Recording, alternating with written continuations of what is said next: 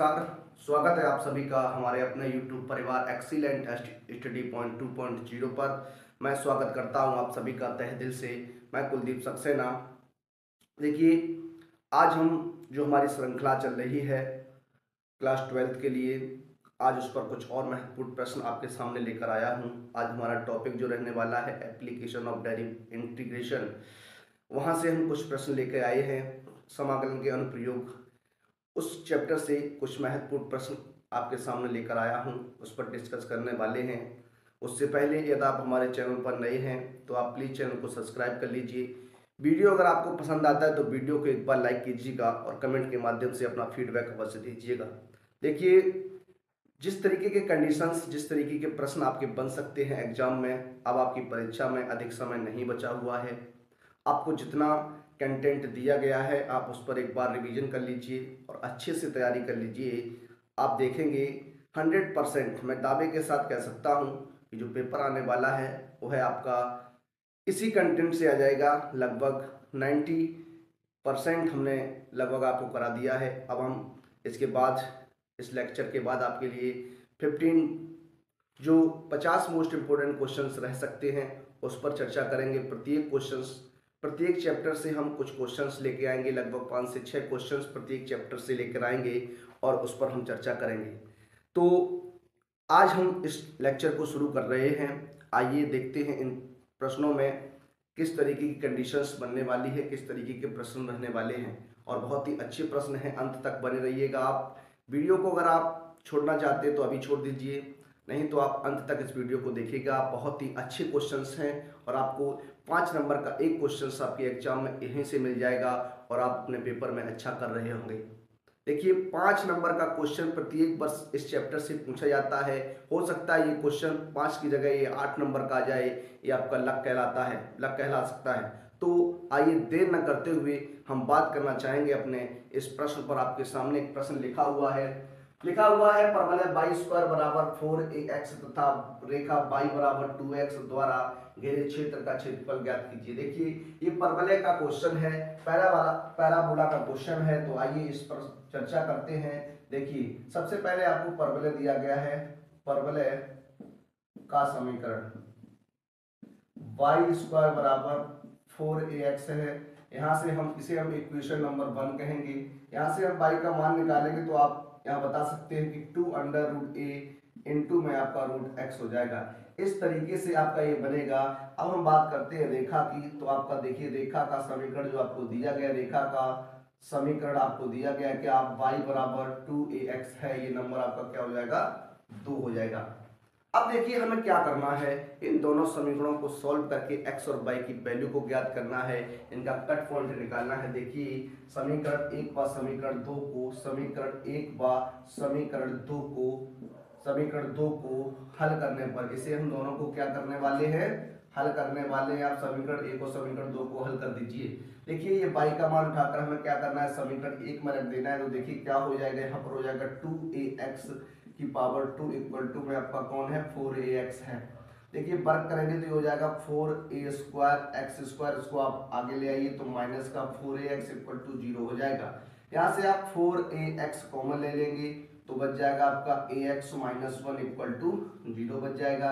देखिए, 4ax equal to 0 रखेंगे तो x equal to 0 upon 4a हो जाएगा, यानी x का मान आपका 0 रहेगा। उसके बाद हम बात करेंगे तो ax माइनस 1 इक्वल टू 0, यानी ax इक्वल टू आपका 1 हो जाएगा, x का मान आपका 1 अपॉन a हो जाएगा। इस तरीके से ये बनेगा। अब ये तो आपकी x की वैल्यू आ गई, किसकी वैल्यू आ गई, x की वैल्यू आ गई। अब इस x की वैल्यू को हम समीकरण नंबर 2 में रखेंगे। तो देखिए, समीकरण 2 में x के मान रखने पर देखिए, वारी से एक मान को हम रखेंगे। जब आप x का मान 0 रखेंगे, जब x बराबर आप 0 रखेंगे, तब देखिए y का मान कितना रहेगा। जब x का मान आप यहाँ 0 रख देंगे तो आप जानते हैं y का मान भी क्या रहेगा, 0 रहेगा।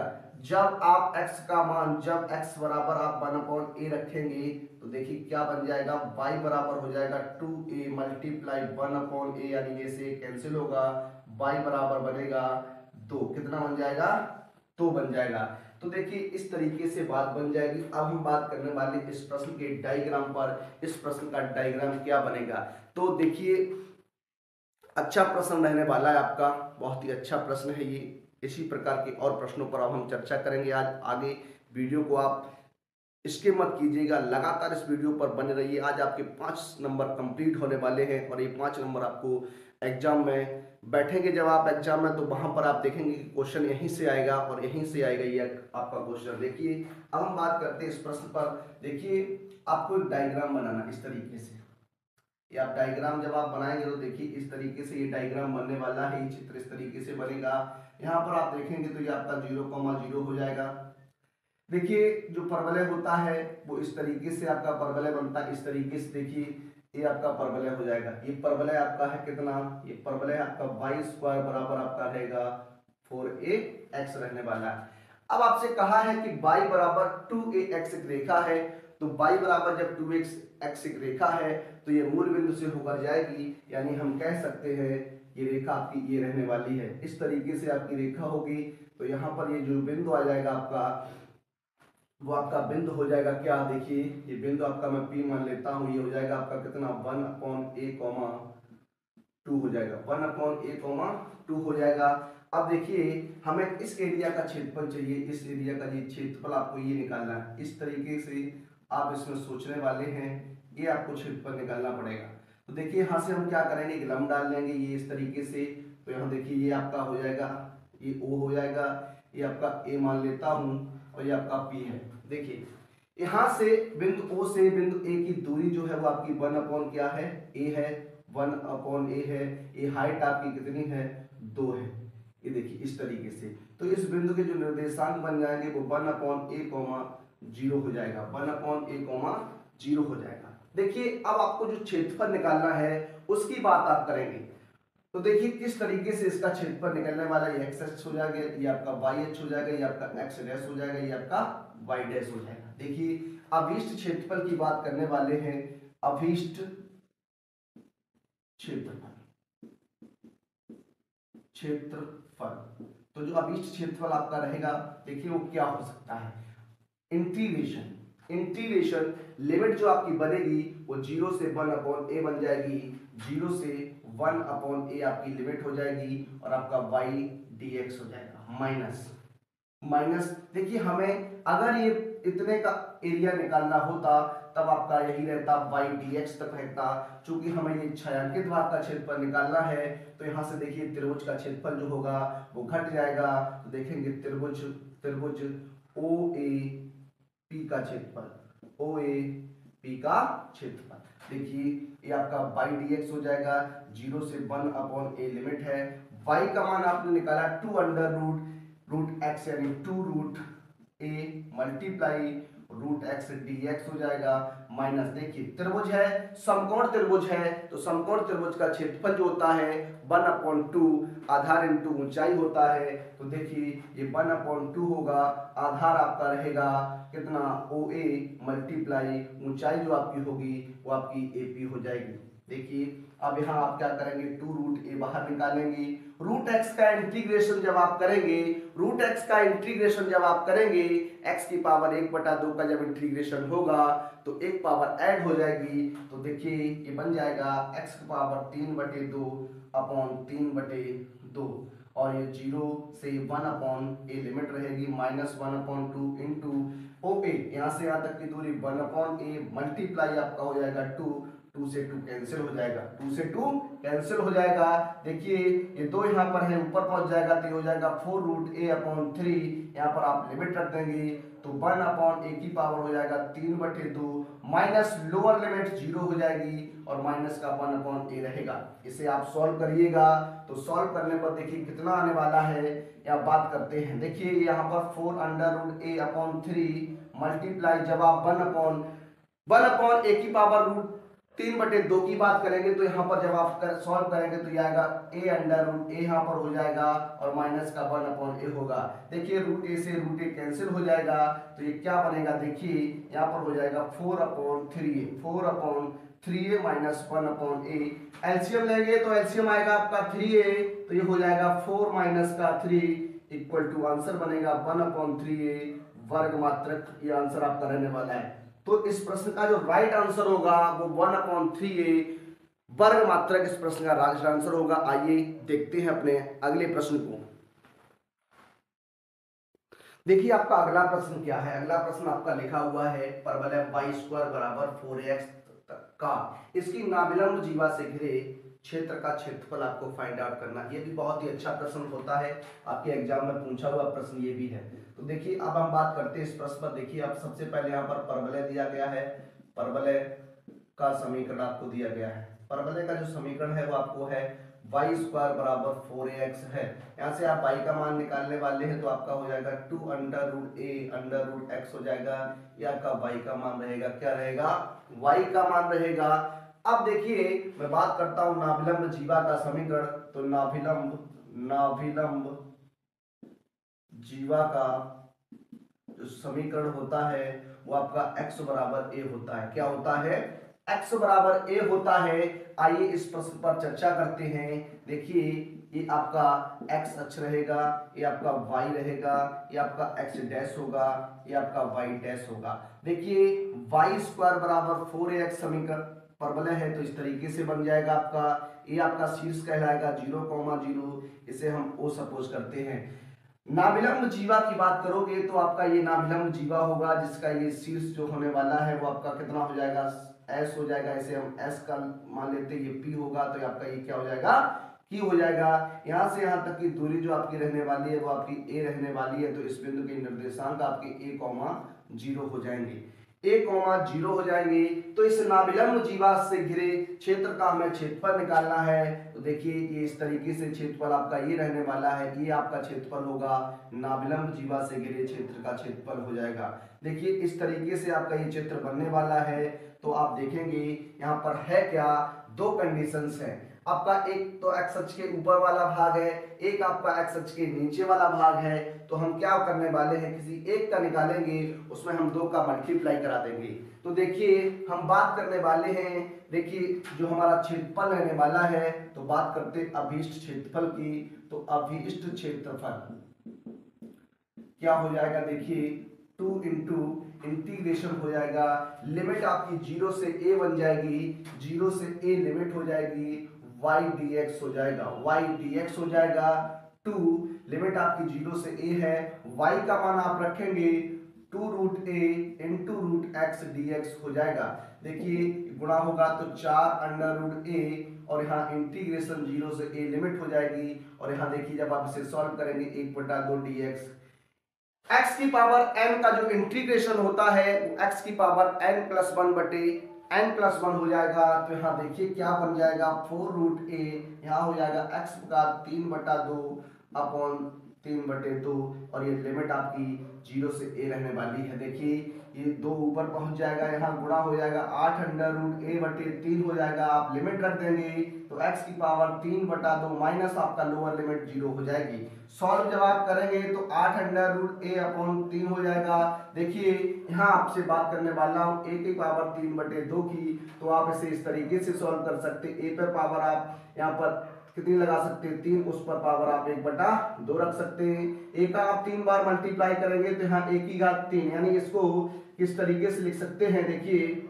इसको आप लिख सकते हैं a की पावर 3 है तो किस तरीके से इसे सॉल्व करेंगे, देखिए a की पावर 3 तो इसको लिख सकता हूं कितना, देखिए ये हो जाएगा आपका कितना, 3/2 है ना पावर, तो इसको 3/2 को आप लिख सकते हैं √a, सॉरी देखिए इस तरीके से लिख सकते हैं a² मल्टीप्लाई, इस पर पावर आप एक बार 1/2 लगा दीजिए, मल्टीप्लाई a की पावर आपको 1/2 लगा लेनी है, ये 2 से कैंसिल हो जाएगा ये, तो आपका क्या बन जाएगा a√a, इसका ये बनेगा। इस तरीके से यहाँ बनेगा तो यहाँ लिख सकता हूँ a√a, तो आपका देखिए √a का गुणा √a में होगा तो a हो जाएगा, तो 8a मल्टीप्लाई a/3 यानी आंसर आएगा 8a² वर्ग मात्रक इस प्रश्न का राइट आंसर रहेगा, वर्ग मात्रक इस प्रश्न का राइट आंसर रहेगा। तो देखिए बहुत ही अच्छा प्रश्न था ये भी। आइए देखते हैं अपने अगले प्रश्न को। देखिए आपके सामने तीसरा प्रश्न लिखा हुआ है, प्रश्न बहुत ही अच्छा रहने वाला है। इस बार इस प्रश्न के बनने के चांस मुझे 101% लग रहे हैं, ये क्वेश्चन आपके एग्जाम में बन सकता है। देखिए बहुत ही अच्छा प्रश्न है, लिखा हुआ x बराबर 0 तथा x बराबर 2 पाई के मध्य वक्र y बराबर sin x से घिरे क्षेत्र का क्षेत्रफल ज्ञात कीजिए। देखिए जो sin x का ग्राफ होता है, जो sin x का वक्र होता है वो कुछ इस तरीके से बनता है आपका। यहाँ पर देखिए 0, उसके बाद ये इतना घूम गया, यानी घूमने के बाद यहाँ पर पाई आ गया, फिर नीचे से चलेगा ये और ये 2 पाई तक जाएगा। इसी प्रकार से आप आगे बढ़ा सकते थे और भी आगे जा सकता था। तो जितनी कंडीशन की हमसे बात की गई है हम उतने की कंडीशन की बात करने वाले हैं। तो कुछ डायग्राम आपका ये बनने वाला है, आप इस प्रश्न को याद रखिएगा, बहुत ही अच्छा प्रश्न आपका रहने वाला है। अब हम बात करते हैं अपने क्षेत्रफल की। तो देखिए जो आपका अभीष्ट क्षेत्रफल रहने वाला है, अभीष्ट क्षेत्रफल जो आपका होगा उस पर हम बात करने वाले। देखिए यहाँ पर इंटीग्रेशन 0 से आपकी जो हो जाएगी, 0 से आपका जो हो जाएगा वो आपका 0 से कितनी लिमिट हो जाएगी, पाई हो जाएगा, और यहाँ y dx आ जाएगा, y dx आ जाएगा। उसके बाद आप देखिएगा ये आपका जो ग्राफ यहाँ से यहाँ तक था वो x अक्ष की पॉजिटिव दिशा में था, x अक्ष की पॉजिटिव दिशा में था, प्रथम चतुर्थांश में था, तो आपका ये पॉजिटिव रहने वाला है।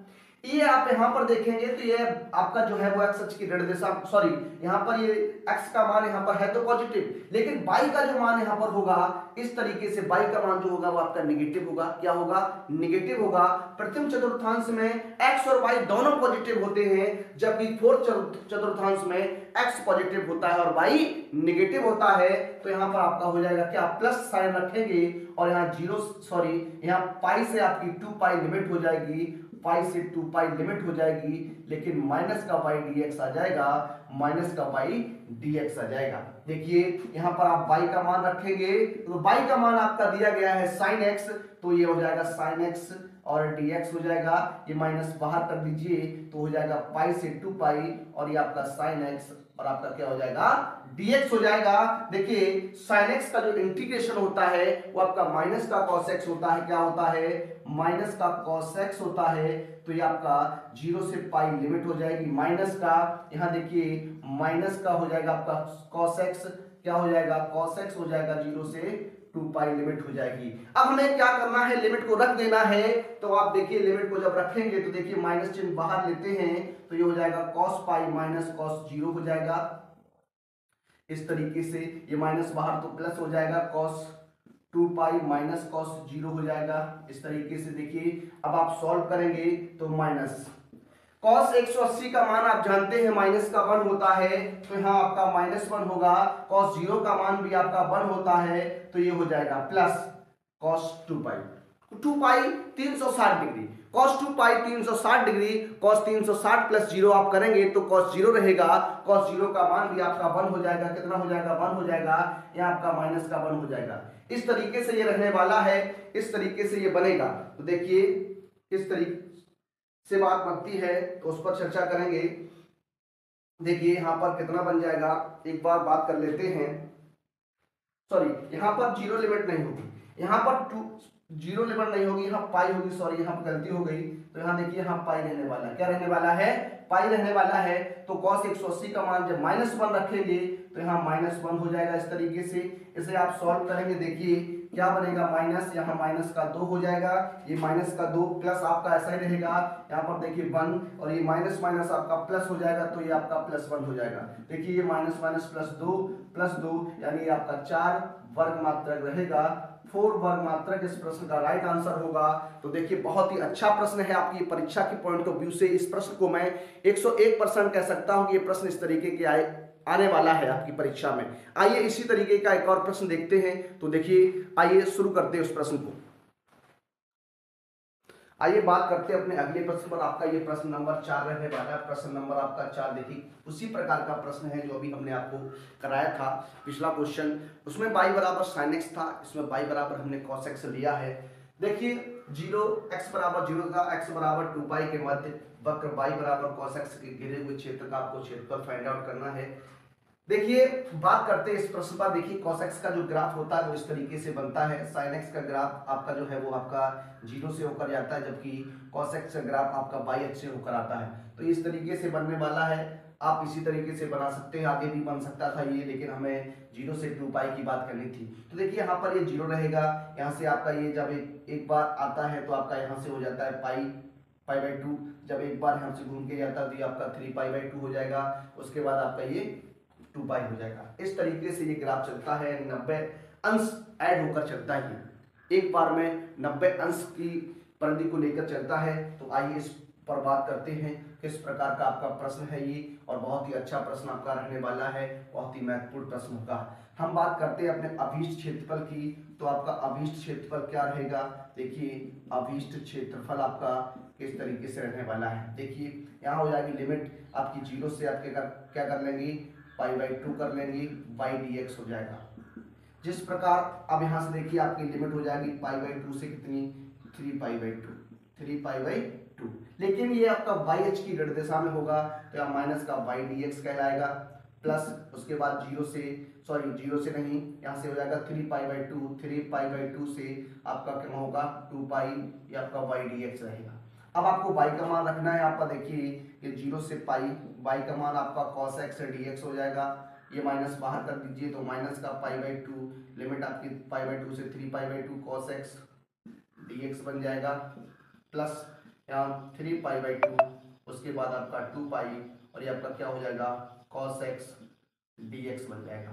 अब आपको क्या करना है, इंटीग्रेशन कर देना है। इंटीग्रेशन जब आप करेंगे तो देखिए यहाँ π/2 होगा, cos x का होता है आपका sin x, और लिमिट 0 से आपकी π/2, यहाँ माइनस ही रहेगा, माइनस sin x π/2 से कितना हो जाएगा 3π/2, प्लस यहाँ पर भी आपका रहेगा sin x, और 3π/2 से 2π के मध्य रहने वाला है लिमिट। देखिए अब आप यहाँ पर लिमिट रखेंगे, लिमिट को यूज करेंगे तो upper limit minus lower limit होता है, तो upper limit minus lower limit आ जाएगा, तो ये आपका बन जाएगा sin π/2 माइनस के sin 0 इस तरीके से, उसके बाद माइनस sin 3π/2 माइनस का sin π/2 हो जाएगा इस तरीके से, उसके बाद प्लस sin 2π माइनस के sin 3π/2 हो जाएगा इस तरीके से। देखिए सॉल्व करेंगे, sin 90 का मान 1 माइनस sin 0 का मान 0 माइनस sin 3π/2 की अगर बात करेंगे तो देखिए आपका 270 डिग्री बनेगा, कितना बनेगा 270 डिग्री बनने वाला है। जब आप 270 की बात करेंगे यहाँ पर तो देखिए कितना हो जाएगा आपका 270, तो 360 माइनस आप 90 लिख सकते हैं। 360 माइनस आप 90 जब करेंगे तो 270 बचेगा, लेकिन साइन 360 माइनस थीटा आपका माइनस का साइन थीटा होता है, माइनस का 90 हो जाएगा तो यहाँ पर आपका माइनस का 1 रहेगा, साइन 90 ये भी आपका 1 हो जाएगा, प्लस 360 साइन 360 प्लस 0 यानी साइन 0 का मान आपका 0 हो जाएगा, और यहाँ पर ये आपका रहेगा माइनस का, तो ये आपका माइनस का 1 हो जाएगा। इस तरीके से आप करने वाले हैं। देखिए ये आपका 1, यहाँ माइनस के 2 होंगे तो माइनस माइनस प्लस 2 हो जाएगा, ये आपका प्लस 1 हो जाएगा, तो आंसर आपका 4 वर्ग मात्रक बनेगा। कितना बनेगा 4 वर्ग मात्रक बनेगा। देखिए जो cos x का ग्राफ है वो आप देखिएगा 180 अंश चलता है, 180 अंश ही चलता है। पहले हमने गलत आपको बता दिया, उसके लिए माफी चाहूंगा। यहाँ से 180 अंश, यहाँ से आपका क्या था, ये आपका 90 डिग्री, ठीक है। ये वैसे ग्राफ यहां से चलता इस तरीके से, यहां उठ के इस तरीके से चलने वाला था, तो 180 अंश घूम जाता है, तो यहाँ 90 था, यहाँ 270 हो गया, फिर आपका कितना हो गया 360 हो गया। तो इसी प्रकार से ये ग्राफ चलते हैं। तो देखिए यहाँ पर देखिए हाफ है, ये पूरा नहीं घूमा, अगर ये पूरा घूमता तो आपका कितना हो जाता 180, मतलब बढ़ जाता है। तो देखिए यहाँ पर आपका 2π हो गया, यानी 180, यहाँ आपका 270 था।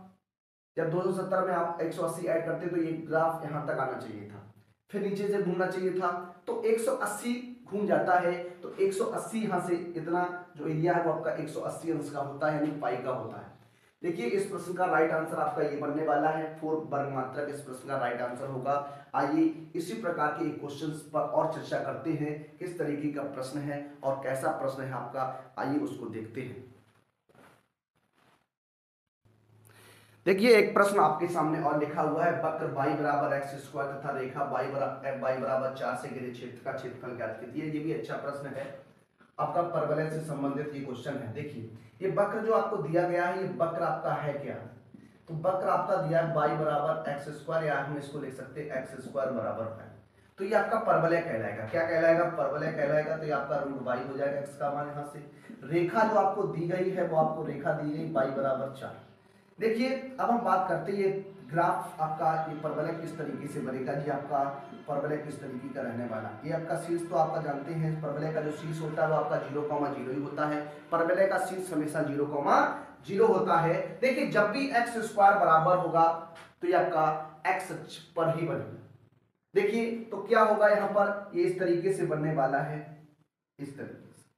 ये आपका क्या हो जाएगा, परवलय आपका ये है क्या, ये आपका एक्स स्क्वायर बराबर क्या है, वाई है। ये एक्स स्क्वायर बराबर इस तरीके से हम 4ax की टाइप का ले सकते हैं, 4ay की टाइप का ले सकते हैं। तो देखिए यहाँ पर ये आपकी रेखा रहने वाली है y बराबर 4। तो आपका जो एरिया गिरेगा इस रेखा से वो आपको क्षेत्रफल चाहिए। देखिए इस तरीके से ये आपको क्षेत्रफल निकालना है। तो देखिए ये आपका बिंदु O हो जाएगा। यहाँ पर अगर बात करेंगे तो ये आपका क्या हो जाएगा, यहाँ से जो डिस्टेंस है, ऊंचाई है जो आपकी, वो आपकी 4 रहेगी तो 0,4 हो जाएगा। इस तरीके से आप बात कर सकते हैं। ये आपका O हो जाएगा, ये A हो जाएगा, ये B हो जाएगा, ये आपका C हो जाएगा।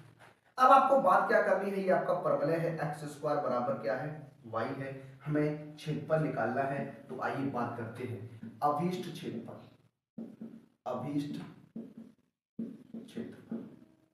देखिए यहाँ पर भी दो कंडीशन है। आपका एक भाग इस टाइप है, एक्स अक्ष की धन दिशा में, एक भाग एक्स अक्ष की ऋण दिशा में है। तो क्या करेंगे, हम एक पार्ट का निकालेंगे और उसमें क्या करेंगे, 2 का मल्टीप्लाई करा देंगे। तो यहाँ हो जाएगा 2 मल्टीप्लाई, लिमिट आपकी क्या बनेगी, लिमिट आपकी 0 से 4 हो जाएगी, 0 से 4 लिमिट हो जाएगी और यहाँ पर x डिवाइड हो जाएगा।